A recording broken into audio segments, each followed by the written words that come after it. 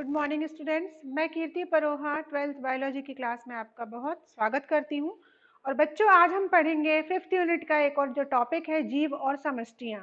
इसके हमने ऑब्जेक्टिव और अतिलघुत्तरीय प्रश्न आपसे प्रीवियस वीडियो में डिस्कस कर चुकी हूं और आज उसी से रिलेटेड जो क्वेश्चन आंसर है वो डिस्कस करूंगी, लेकिन साथ में उसका एक्सप्लेनेशन भी रहेगा ताकि आपको वो क्वेश्चन के आंसर बहुत अच्छे से समझ में आए। तो चलिए बच्चों, शुरू करते हैं।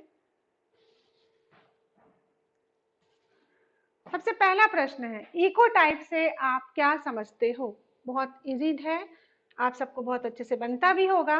इकोटाइप किसी पादप प्रजाति की अनुवांशिकतः भिन्नित ऐसी भौगोलिक समष्टियां हैं जो किसी विशिष्ट प्रकार की पर्यावरणीय परिस्थितियों हेतु अनुकूलित होती हैं। इसे इको स्पीसीज भी कहा जाता है। यद्यपि उनमें स्पष्ट आकारिकीय या शरीर क्रियात्मक भिन्नताएं पाई जाती हैं, परंतु वह अन्य भौगोलिक इकोटाइप से अंतः प्रजनन करती हैं, जैसे यूफोर्बिया हेरिटा। अब बच्चों, इसको यहाँ पर हमको समझना है।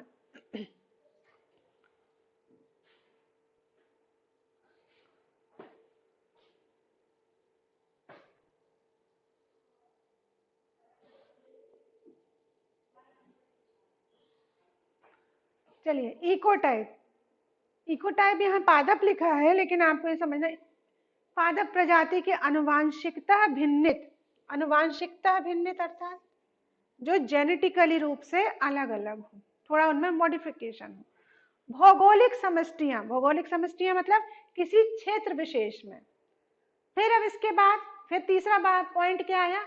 जो किसी विशिष्ट प्रकार की पर्यावरणीय परिस्थितियों हेतु अनुकूलित होती हैं। मतलब एक तो ये जेनेटिकली डिफर हो गई, दूसरा स्पेसिफाइड क्षेत्र में आ गई, और तीसरा पॉइंट इसमें क्या है कि विशिष्ट उस भौगोलिक क्षेत्र में जो वहां की पर्यावरण की परिस्थितियां हैं उसके लिए अनुकूलित हैं। इसे इको स्पीसीज भी कहा जाता है। अर्थात किसी पर्टिकुलर पर्यावरण के लिए रहने वाली जेनेटिकली डिफर जो समष्टि है वो इको स्पीशीज या इकोटाइप कहा जाता है। यद्यपि इसमें स्पष्टतः आकारिकी और शरीर क्रियात्मक भिन्नताएं पाई जाती हैं, परंतु वह अन्य भौगोलिक इकोटाइप से अंतः प्रजनन करती है, जैसे यूफोर्बिया हेरिटा। तो ये हो गया इकोटाइप किसे कहते हैं। सेकंड क्वेश्चन देखें, इकेट्स व इकोटाइप से किस प्रकार भिन्न है। अब यहां ध्यान दीजिए, इकेट्स तथा इकोटाइप किसी एक प्रजाति की भौगोलिक रूप से भिन्नित किस्में हैं। अर्थात अगर हम कह दें, इसको कह दें इकेट्स,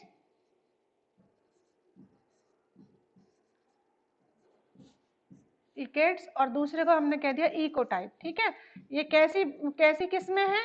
भौगोलिक रूप से भिन्नित किस्में हैं, माने अलग अलग जगह पर रह रही। इकोटाइप में भिन्नताएं आनुवंशिक होती हैं।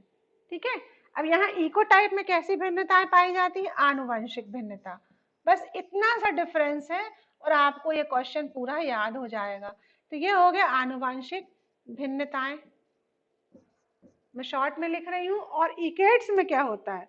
सिर्फ पर्यावरणीय भिन्नताएं पाई जाती है। कैसी? पर्यावरण द्वारा जो भिन्नताएं आती हैं इसके शरीर में, भौगोलिक शारीरिक भिन्नता, वो भिन्नता इकेट्स में कहलाती हैं। ये भिन्नताएं आनुवंशिक नहीं होती तथा दोनों ही इकेट्स या इकोटाइप में अंतः प्रजनन कर सकते हैं। इनका पाया जाना पौधों के पारिस्थितिक आयाम, इकोलॉजिकल एम्पलीट्यूड का परिचायक है। एक बार फिर से समझेंगे अपन, इकेट्स और इकोटाइप। इकोटाइप जो आनुवंशिक भिन्नता होती है, जेनेटिकली लेवल पर होती है, वो होगा इकोटाइप। इकेट्स माने जेनेटिकली तो सेम है, लेकिन उसमें कैसी भिन्नता आ गई? जिस क्षेत्र विशेष में वो रह रहा है उसके पर्यावरण के द्वारा उसमें जो अर्जित अनुकूलित भिन्नताएं आ गई वो इकेट्स कहला गई। बच्चों, इस चीज को बहुत अच्छे से ध्यान रखना, क्योंकि ये क्वेश्चन बहुत इंपॉर्टेंट है और कई बार इसमें हो सकता है रीजनिंग टाइप का क्वेश्चन आए। अच्छा, चाहे वो इकेट्स हो एक ही प्रजाति में, चाहे वो इकोटाइप, लेकिन वो आपस में अंतः प्रजनन कर सकते हैं। ये भी क्वेश्चन पूछ सकते हैं कि एक इकेट्स वहां है, एक मरुस्थली में है, एक दूसरे सहारा के मरुस्थल में, तो क्या उनमें अंतः प्रजनन की क्रिया हो सकती है? तो हो सकती है। इकेट्स और इकोटाइप में अंतः प्रजनन की क्रिया हो सकती है, कर सकते हैं, और इनका पाया जाना पारिस्थितिक आयाम का परिचायक है। नेक्स्ट क्वेश्चन देखें, मृदा क्या है, इसके संघटकों की सूची बनाइए। मृदा के कौन कौन से गुण किसी क्षेत्र की वनस्पति के निर्धारण में मदद करते हैं। अब देखिए यहाँ पे पूछा मृदा क्या है, मिट्टी क्या है, मिट्टी में कौन कौन से संघटक कण पाए जाते हैं और इसके कौन कौन से गुण किसी वनस्पति को प्रभावित करते हैं। बिल्कुल सरल क्वेश्चन है। पहला, भूपर्पटी का सबसे ऊपरी उपजाऊ भाग जो है वो क्या कहलाता है, मृदा कहलाता है। अगर ये भू है और ये भूपर्पटी का ऊपर का जो हिस्सा है ये पूरा उपजाऊ, ये फर्टाइल लैंड जो है ये क्या कहला जाएगा, मृदा कहलाएगा। दूसरा, मृदा के अवयव है। अब मृदा मिट्टी किससे मिलकर बनी है, खनिज लवण, खनिज कणों से बनती है, कार्बनिक पदार्थ जो भी डिकम्पोज होते हैं, जैविक बायोम का जो निकलता है अपशिष्ट वो। फिर इसके बाद में मृदा जल, मृदा वायु, ह्यूमस, ह्यूमस जानते हैं आप सब, जो जीव जंतुओं के शेष बचे खुचे अवशेष जो है वो मिट्टी में मिल जाते हैं तो ह्यूमस बनाते हैं। तथा सूक्ष्म जीव, माइक्रो ऑर्गेनिज्म, ये सारे क्या है, मृदा का संगठन। तो क्या किससे मिलके बनी मृदा, खनिज कण, दूसरा बोलिए साथ में मेरे, कार्बनिक पदार्थ, कार्बनिक पदार्थ जितने कार्बन युक्त वाले जितने हैं डेड मैटर्स वो भी इसमें इंक्लूडेड है। फिर जल, मृदा जल, मृदा वायु, ह्यूमस और सूक्ष्म जीव, इनसे मिलके क्या बनी, मृदा बनी। अब इसका जो कंपोजिशन अगर डिफर होता है, इसमें जल धारण की क्षमता, इसमें कार्बनिक पदार्थ की मात्रा, इसका पीएच, इसमें खनिजों की उपलब्धता जो है वो किसी भी क्षेत्र की वनस्पति निर्धारण में मदद करते हैं। समझिए, यदि मान लीजिए इसमें वाटर कंटेंट कम है, पानी कम है, तो ये मृदा कहाँ की होगी, डेजर्ट एरिया की, मरुस्थलीय क्षेत्रों की। तो वहां पर जो वनस्पति उग रही है वो कैसी होगी, कैसी उत्पन्न होगी, जो उस पर्यावरण में बेस्ट सूटेड हो। जैसे नागफनी, कांटे युक्त वाली वनस्पतियां वहां ज्यादा पाई जाएंगी। अब जहां पर जल की मात्रा ज्यादा है वहां उससे निर्धारित संबंधित वनस्पति पाई जाएगी। तो इस प्रकार मृदा इंपॉर्टेंट है। नेक्स्ट क्वेश्चन देखते हैं, लघुत्तरी प्रश्न। ये भी बहुत इंपॉर्टेंट क्वेश्चन है और इसका मैं अलग से एक और आपको वीडियो डालूंगी, ऑस्मो रेगुलेशन इन एनिमल्स, क्योंकि ये इंपॉर्टेंट क्वेश्चन है। पहला क्वेश्चन क्या पूछा, ये रीजनिंग टाइप का है। अगर समुद्री मछली को अलवण जल फ्रेश वाटर की जीवशाला एक्वेरियम में रखा जाता है तो क्या वह मछली जीवित रह पाएगी, क्यों और क्यों नहीं। प्रश्न पूछा तो पहला प्रश्न क्या बोला, समुद्री मछली। तो चलिए हम एक ऐसा छोटा सा सिंपल सा डायग्राम ड्रॉ करते हैं, है ना।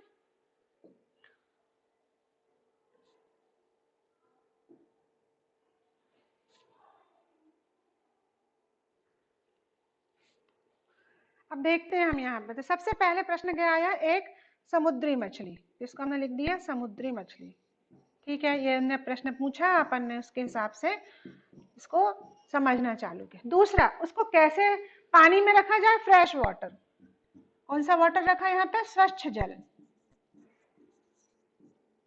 स्वच्छ जल में रखा।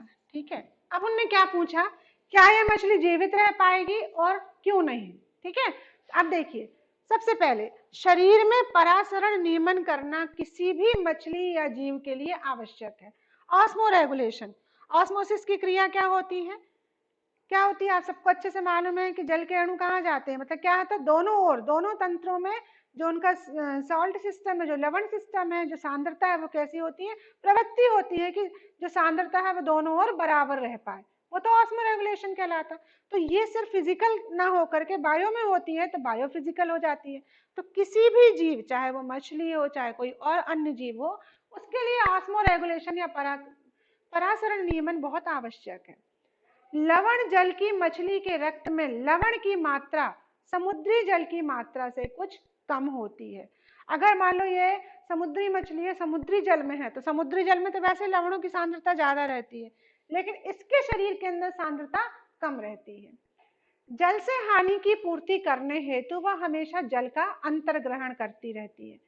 उसके गैस की क्लोराइड स्त्रावी कोशिकाओं से क्लोराइड मुक्त होते हैं।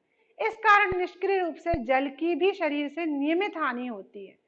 इसमें उत्सर्जित मूत्र की मात्रा कम होती है। कुछ मछलियों में रक्त का परासरणी दाब बढ़ाने के लिए रक्त में यूरिया की मात्रा अधिक होती है। ऐसी मछली को जब स्वच्छ जल में रखा जाता है तो शरीर द्रव्य के अत्यंत तनु हो जाने से शरीर का आंतरिक पर्यावरण की साम्यावस्था बनाए रखना संभव नहीं होगा, अतः मछली मर जाएगी। समुद्री अस्थिल मछली लगातार जल पीती है। अलवणीय जल में डालने पर जल तो उसके शरीर में जाता रहेगा लेकिन लवणों की मात्रा नहीं बढ़ेगी, अतः परासरणता गड़बड़ा जाने से मछली मर जाएगी।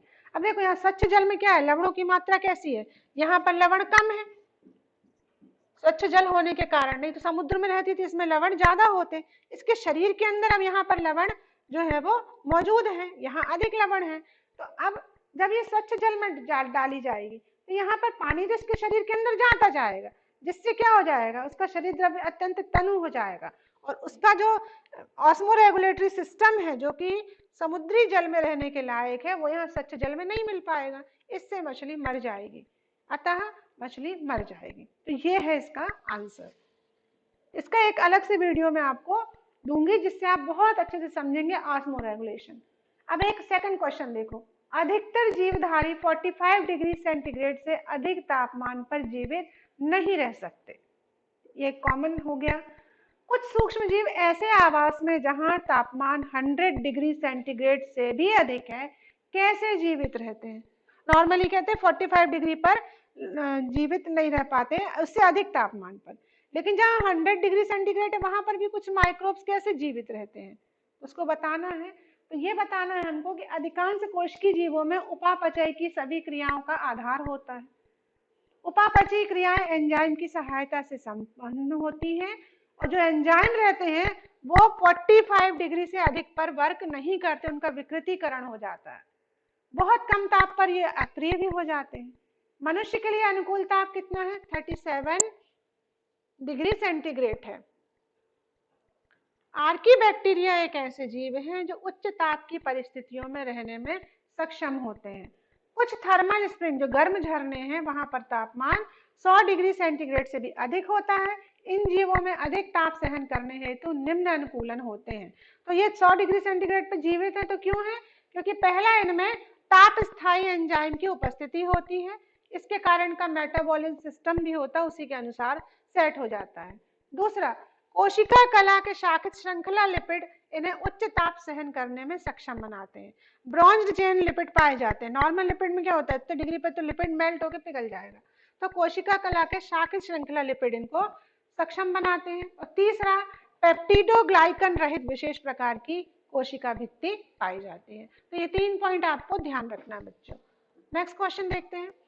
पादपों में शाकाहारिता के विरुद्ध रक्षा करने की महत्वपूर्ण विधियां बताइए। देखिए जो प्लांट्स हैं वो क्या है, बहुत बड़े उत्पादक हैं इस पूरे, इसमें वही उत्पादक हैं कहा जाए तो, रियल उत्पादक प्लांट्स हैं।